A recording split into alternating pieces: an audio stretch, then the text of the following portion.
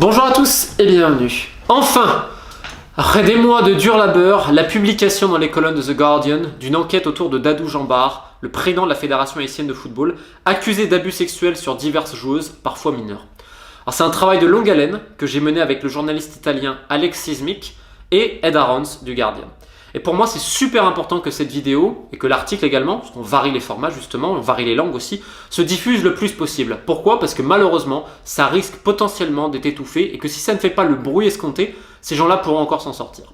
Alors The Guardian, évidemment, pour ceux qui se souviennent, c'est eux qui avaient sorti l'affaire autour de l'ancien président de la fédération afghane de football, qui abusait également sexuellement de ses joueuses, et au final, ce monsieur n'est plus là.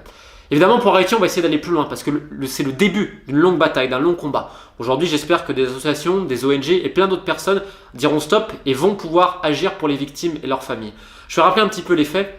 Donc, la plupart des viols surgissent dans le centre FIFA Goal de la Croix des Bouquets, donc à côté, pas très loin, de Port-au-Prince, la capitale de Haïti. Ce centre FIFA Goal a été formé et financé par la FIFA afin justement de doter Haïti de structures de formation afin d'aider les jeunes garçons et les jeunes filles à devenir des joueurs professionnels. Alors je vais taire ici et là les divers abus, les divers détournements d'argent, on parle de centaines et des centaines de milliers d'euros, et le fait que les gamins et les gamines dorment à 10 par chambre dans 100 draps, visiblement les draps coûtent très cher en Haïti, et qu'ils mangent une nourriture absolument infâme et boivent de l'eau à presque croupie, c'est-à-dire que l'eau et la nourriture que les joueuses et les joueurs boivent, les gamins, vous rassure, les patrons de la fédération, ils boivent pas la même eau, ils mangent pas la même nourriture. On peut aussi s'interroger sur le fait que les gamins n'ont pas de suivi médicaux, mais que les présidents, les dirigeants de la Fédé, eux, en ont un.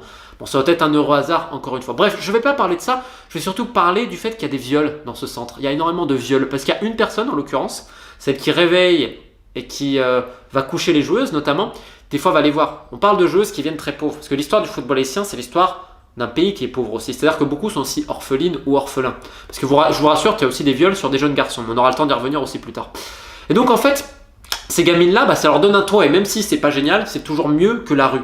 Donc quand on te dit ça peut être dur pour toi, peut-être que tu ne vas pas être gardé, mais je peux t'arranger un rendez-vous avec le président, sois gentil, ça veut dire quoi ?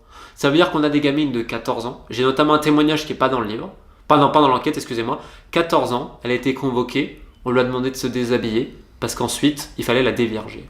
C'est-à-dire qu'on parle d'enfants parfois, de 14 ans, vierges, à qui on demande de se déshabiller pour qu'un espèce de malade de quasiment 70 ans. Et j'ai même pas la force de dire après ce qui se passe.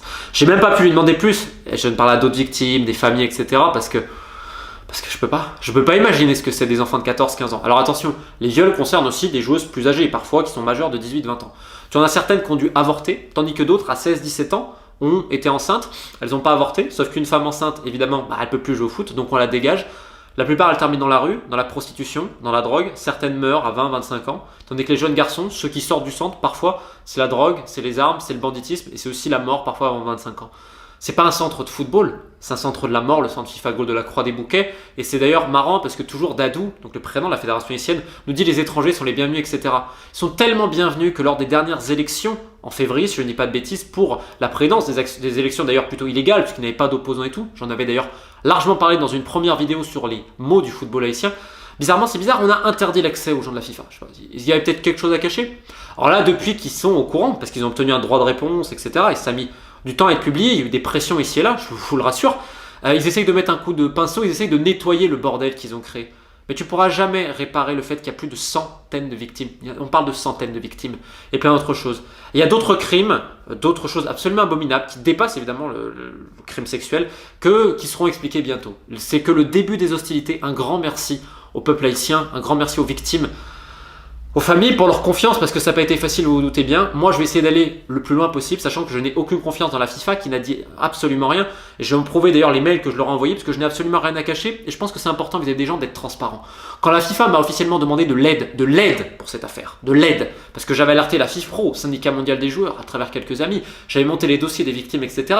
La FIFPro redonne la patate chaude à la FIFA, parce que visiblement, on se chie bien dessus, parce que violer des Haïtiennes, des Sierra-Léonaises ou des Gabonaises, visiblement, ça importe pas grand monde après tout. Il y a des trucs qui m'énervent. Comme m'a dit quelqu'un, il m'a dit tu prends trop à cœur. Et je lui ai dit ça avait été ton gamin. Ah, ça avait été mon gamin, ce serait différent. Mais à quel moment l'être humain est descendu aussi bas pour dire en gros c'est mon gamin, ça importe, mais c'est le gamin du voisin qui se fasse enculer, c'est pas grave, à 13-14 ans? Mais à quel moment on est tombé aussi bas pour toujours fermer les yeux parce qu'on dit j'ai peur?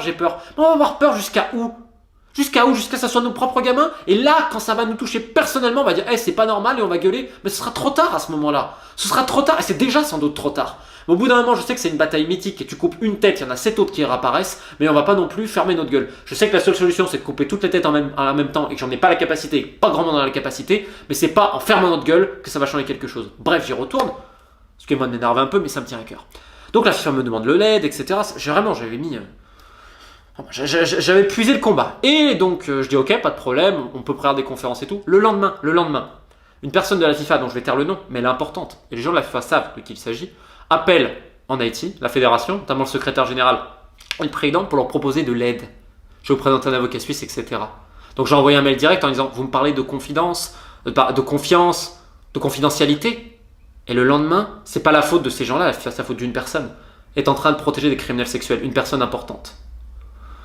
J'étais tellement énervé, donc je leur ai remis parce qu'ils m'ont relancé la FIFA, mais en aucun cas je ne peux travailler et collaborer avec la FIFA tant que cette personne sera là, parce que c'est beaucoup trop dangereux pour les victimes et leurs familles. J'ai la responsabilité de ces gens-là aujourd'hui, parce que leur dernier espoir c'était la FIFA qui les a trahis et qui a laissé faire un criminel sexuel et d'autres prédateurs sexuels en liberté depuis des années. C'est pour ça que tous les gens qui peuvent aider sur ce sujet-là, je sais pas exactement, je pense que Save the Children sera intéressé, peut-être l'UNICEF et tant d'autres, il est temps d'agir. Ces gens-là, leur place, elle n'est pas en liberté, elle est en prison. Et je le répète, ils sont nombreux.